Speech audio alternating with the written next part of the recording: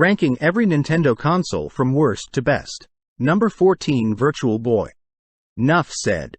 Number 13, Color TV Game Series. Despite being ranked so low for obvious reasons in the grand scheme of things, these are neat piece of gaming history and are neat Pong clones for collectors and video game history enthusiasts. Number 12 and 11 are the Game Boy and Game Boy Color. Difficulty putting one over the other, as although the Color is a better piece of hardware than the original was cutting edge for 1989 and the Color was already kinda behind its time for 1998. These two portables have obviously not aged all that well gaming-wise, but are still neat collectibles and can still be enjoyed for nostalgia factor by those who grew up with them. Number 10 is the original 8-bit Nintendo, or the NES. One of the essential fabrics of video game history and would rank higher if the list was going off of the novelty factor of historical footnotes alone. But gaming-wise, the games have not aged the best even in comparison to the Sega Master System, which was its direct competitor during its heyday. And although it deserves credit for saving the North American gaming industry, its monopolistic practices and iron fist over third-party developers deserve scorn for nearly re-destroying the gaming industry. Still though, a classic console and a great collector's piece, and an essential fabric on video game history. Number 9 is the Nintendo Wii. Main thing keeping it low on the list is the forced-on motion controls, which were awkward and jittery to use and made for unnecessarily sore arms and made certain games unplayable.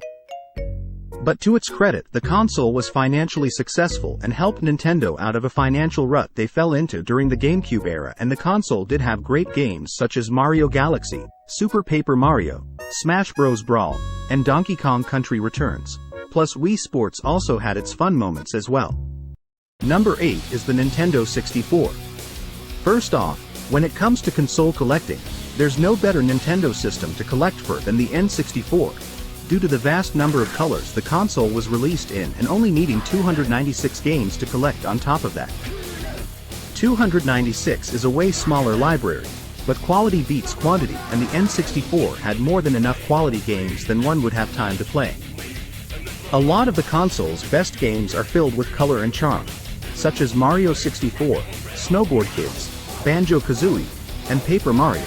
And the console had a lot of great multiplayer games such as GoldenEye, Diddy Kong Racing, 1080 Snowboarding, and Mario Party, that made the console the perfect party machine, especially with the 4 controller ports. Yes, the controller was also awful, especially due to the joystick, but it was tolerable back in the day, and these days can be replaced with a Hori Minipad or a Brawler 64, and although many of the games haven't aged well, many others still do. Number 7 is the Game Boy Advance. This is truly the handheld that brought portable gaming to life, being a full-color handheld with graphical power able to match or even surpass the Super NES, and finally being able to do so without draining batteries such as the likes of the Game Gear and Nomad. Speaking of batteries, the later SP upgrade had rechargeable batteries as well as a lit screen that was long overdue, and all variations minus the Micro were backwards compatible with original Game Boy and Color games, and the GBA's library continued to grow well after the launch of the DS. Though there are a lot of shovelware titles on the console, especially ones based off of movies and TV shows, the handheld was goated in both quantity and quality when it came to Metroid and Castlevania games, and there are plenty of fantastic RPGs as well as Super NES ports, as well as a bold attempt in 3D gaming with decent Tony Hawk ports as well as 3D platformers like Banjo and Spyro. Number 6 is the GameCube. Though the use of mini DVD was most certainly a mistake, and the console was a financial flop, the GameCube still did a lot of things right, being the starting point for a lot of great gaming series such as Metroid Prime, Pikmin, Luigi's Mansion, and Animal Crossing, as well as games such as Super Mario Sunshine, 1080 Avalanche, and Paper Mario Thousand Year Door, as well as Mario Parties 4 through 7 and the first truly 3D Mario Kart game in Double Dash, that advanced already great formulas from the N64 era. Also, the console featured the Game Boy Player, which allowed for Game Boy Original Color and Advance games to be played on the television, the first official accessory of its kind since the Super Game Boy in the mid-90s. Though the console didn't do so well in its heyday, it's a console that has aged very well in retrospect, and is definitely a great console to collect for as well. Number 5 is the Wii U. Commercial-wise, This was Nintendo's biggest flop since the Virtual Boy, and a lot of its greatest games have since been ported to the Switch. But to its credit, those games still started out on the Wii U, and the Switch would not have been able to run if the Wii U did not walk. Furthermore, the Wii U also had the best Virtual Console and was the best Zelda machine for fans of that franchise for a long time due to the retro cartridge-based Zelda games being available through the Virtual Console, the GameCube Zelda games being ported, the Wii Zelda games being backwards compatible, and the Wii U Zelda games being native, including Breath of the Wild, which was released on both the Wii U and the Switch. Even though the Virtual Console is now down, the console is easy to soft mod for homebrew, so not all is lost. Number 4 is the Nintendo DS. To this date, Nintendo's most successful console of all time, with well over 150 million units sold. And even though the console was also geared towards casuals like the Wii was, it was more easily able to reach the sweet spot of appealing to both casuals and traditional gamers alike due to the stylus and touchscreen being more accessible and more practical. The DS continued the GBA's trajectory of amazing Castlevania games, as well as the Mario and Luigi RPG series, plus rebirthing 2D Mario for a new generation with New Super Mario Bros., which also featured a series of phenomenal mini-games. Being essentially a portable N64, the DS is where 3D gaming on portables truly came of its own, with the likes of Super Mario 64 DS and Metroid Prime Hunters. Plus Animal Crossing Wild World helped establish the series as the perfect portable experience. The DS Lite is also wonderful to collect for, due to the number of colors it came in and due to how stylish the design is. Number 3 is the Nintendo 3DS. While the initial 3D feature was most certainly a gimmick in marketing, the feature did not work the way Nintendo wanted it to.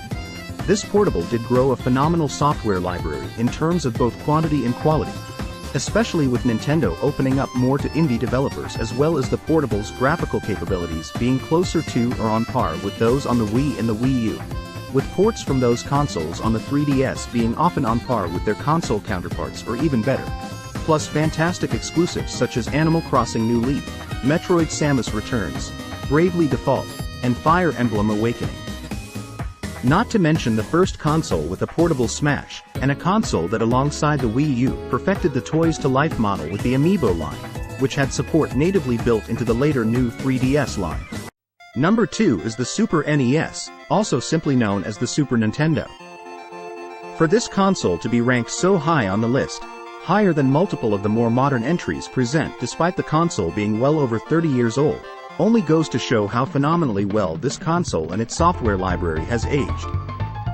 To date, the Super NES was the only Nintendo console to feature more powerful native hardware than that of either of its direct competitors, the TurboGrafx X16 and Sega Genesis. Competition with Sega brought about much-needed quality control, and the games became way more immersive with vastly improved graphics and controls, plus the standardization of the save feature that made beating games far more practical. Platformers were perfected on this console with the likes of the Super Mario World games and the Donkey Kong Country trilogy, plus Super Metroid truly bringing the labyrinth platformer genre conceived by the NES and Game Boy originals to life. The classic Castlevania formula was perfected with Super Castlevania 4 and Castlevania Dracula X before the series went in a more labyrinth direction on the PS1 and GBA. Mario Kart Star Fox and F-Zero got their start on this console, and games such as Earthbound, Chrono Trigger, Secret of Mana, and the Final Fantasy games helped define this era as a golden age for RPGs. For a console released back when the Soviet Union was still a thing, it is absolutely remarkable how well this gem of a console and its phenomenal software library holds up 3 decades later. Number 1 is the Nintendo Switch. Make not accusations of recency bias, as if this list was made 7 years ago, it would have been the 25-year-old Super NES taking the top spot. The Switch is truly a breath of fresh air in the modern gaming world. A cartridge-based gaming system that can't play most streaming services and can't do much in general besides play games. Just the way a game console should be. Nintendo has always dominated the portable gaming market since the original Game Boy up to the 3DS, but their home consoles following the NES have always sold less than their predecessor. The Wii was an exception but was also boom and bust. Following the failure of the Wii U, Nintendo combined the portable and home console markets into one, and the result has paid off in full, bringing Nintendo back to a level of market dominance they haven't seen since the NES era. Following the 3DS and Wii U opening up more to indie developers, the Switch era has been a golden age for indie gaming as more of these games are becoming discovered by casuals and getting bigger fanbases. The first-party library is solid and is still growing, with original future classics such as Mario Odyssey, Metroid Dread, Smash Bros. Ultimate, and upcoming release of Super Mario Bros. Wonder, plus ported and remastered classics such as Turok, Metroid Prime, Harvest Moon: A Wonderful Life, the upcoming Super Mario RPG and Paper Mario Thousand Year Door remakes, plus Super Mario 3D All-Stars, which made playing Super Mario Galaxy a whole lot better and didn't require you to shake the controller and make your arm sore. The Switch library is phenomenal, and the games are a lot more fun to collect for than its contemporaries due to the games coming on cartridges. Granted, this has also opened the door for shady companies like Limited Run to keep certain game packs in perpetual obscurity just to sell them for more money, and Nintendo has become a lot more corrupt as a company, perhaps perpetuated by a lack of real competition. Plus a lot of ports are inferior to Xbox PSN and Steam variants, and the console is overdue for a successor. Still though, the Switch has done a lot of things right. It earned its success and potential to become the best-selling video game platform of all time, and it has certainly earned the top spot on this list.